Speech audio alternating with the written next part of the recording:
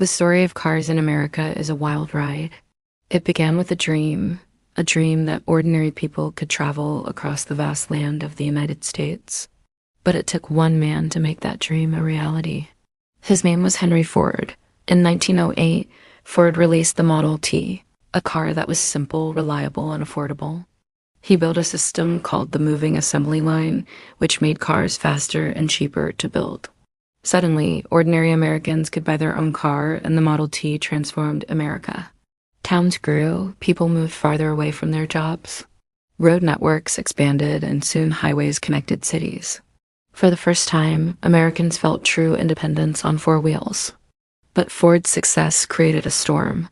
Other companies wanted the same power. General Motors rose as a strong rival. Under leaders like Alfred Sloan, GM introduced brands like Chevrolet, Buick, and Cadillac. They offered style and options that Ford did not. Ford gave the people mobility, but GM gave them status. The battle for dominance had begun.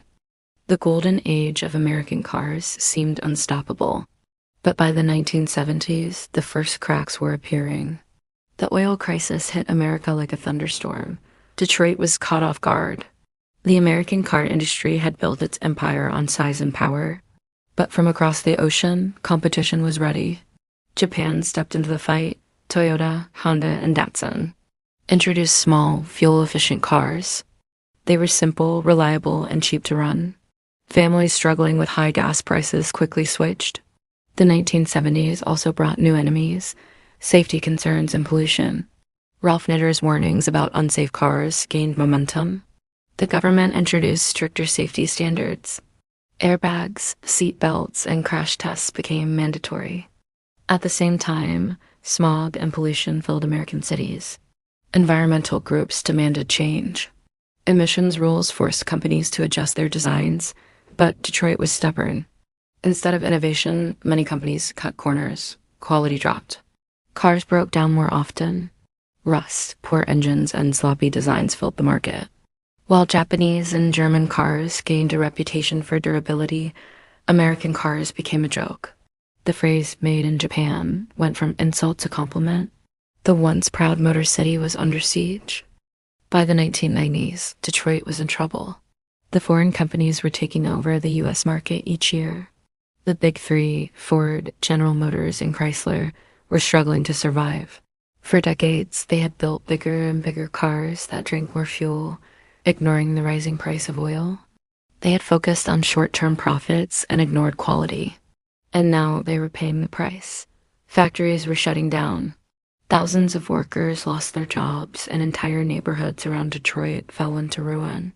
But then something interesting happened. In the 1990s, the SUV boom began. Vehicles like the Ford Explorer and the Jeep Grand Cherokee became popular. They were big, powerful, and comfortable, and they saved Detroit for a while. But this victory was short-lived. SUVs were gas guzzlers, and when gas prices rose in the 2000s, the bubble burst. The real collapse arrived in 2008 with the global financial crisis. Car sales crashed and people stopped buying new vehicles. General Motors, once the largest car company on earth, declared bankruptcy. Only Ford survived, but it was a shadow of its former self. The fall of Detroit was more than just an economic crisis. It was a cultural one. Cars represented American freedom, strength, and independence. But now they symbolize debt, failure, and decline. Still, even in the ashes of Detroit's collapse, the seeds of change were planted. The American car industry is dead. Out of Detroit's collapse came silence.